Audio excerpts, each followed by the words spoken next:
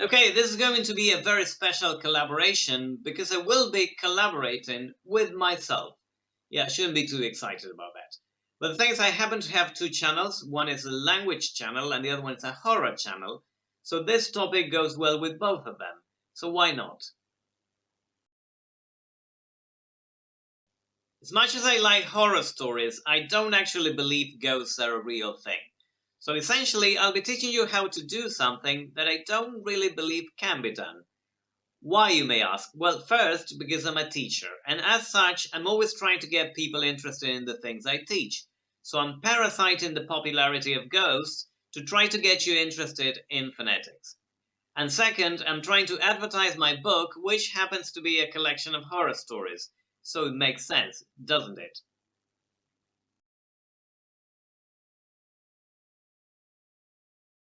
Okay, the image you see in the middle of the screen is a spectrogram, which is a visual representation of the frequencies present in speech.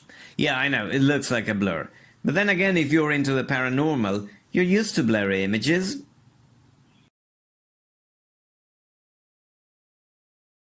The point is that within that blur, you will identify some darker stripes that go from left to right.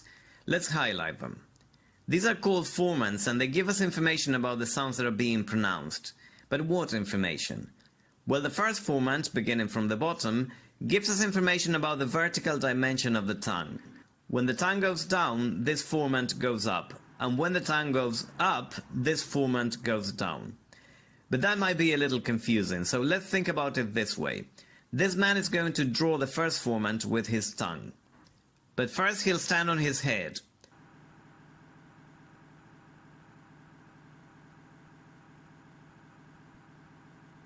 So there you see, when the tongue goes up, the formant goes down. And when the tongue goes down, the formant goes up.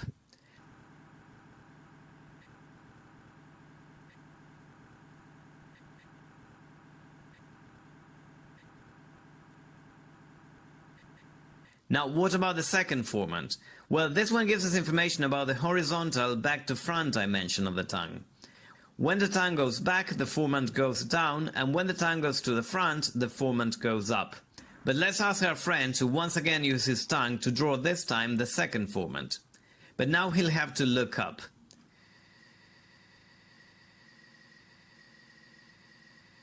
So there you can see that when the tongue goes to the back, the formant goes down, and when the tongue goes to the front, the formant goes up.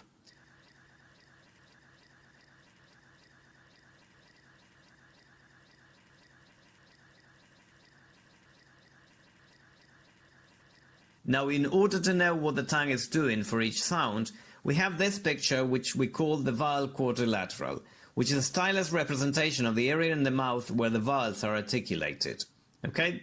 So if you see a vowel in the high area, you can expect it to have a low first formant, and if you see it in the low area, you can expect it to have a high first formant. And if you see the sound is in the front area, you can expect it to have a high second formant, and if you see it in the back area, you can expect it to have a low second formant. But let's see the example I showed you before. These are the Spanish vowels I, E, or U. So let's look at the vowel quadrilateral for Spanish. There you can see that E and U are the highest vowels, and so they should have the lowest first formant. And they do. A, on the other hand, is the lowest vowel, and so it should have the highest first formant. And once again it does. As for the second formant, E is the most advanced vowel, and so it should have the highest second formant. And it does. And U, on the other hand, is the most retracted vowel, and so it should have the lowest second formant. And once again, it does. Okay?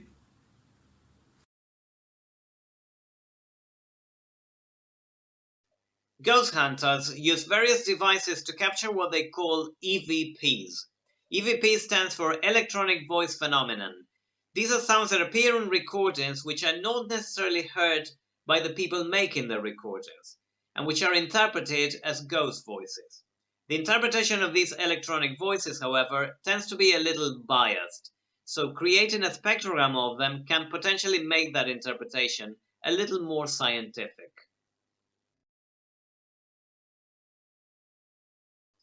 I'm going to take some EVPs and we'll see if the acoustic images agree with the interpretations researchers have made of them.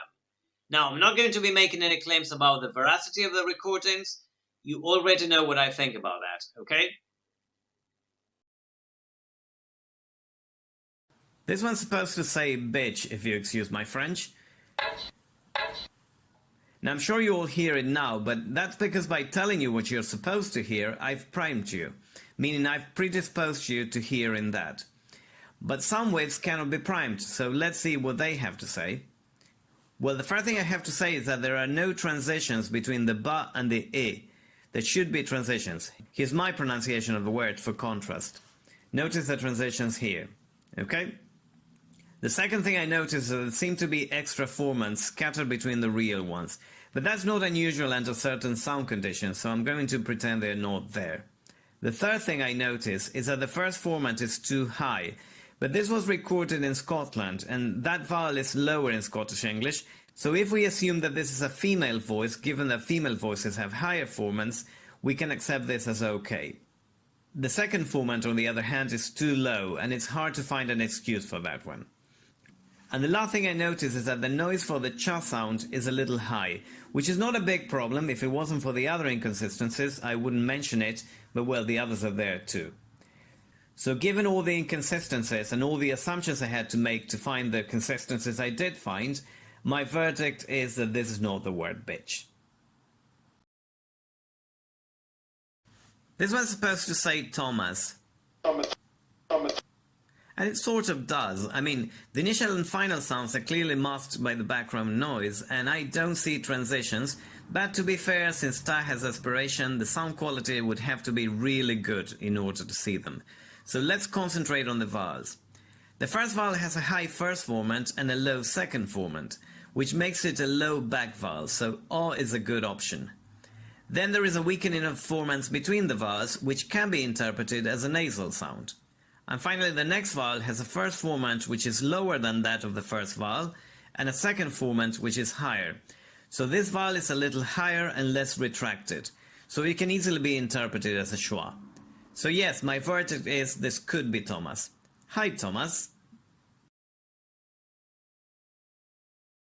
I have a problem with this one. In theory it says Mara in Spanish.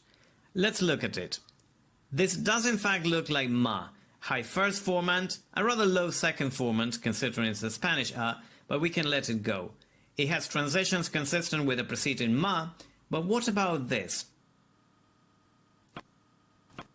This is not a consonant. This is part of a repeated noise pattern. It repeats in fact roughly every 140 something milliseconds.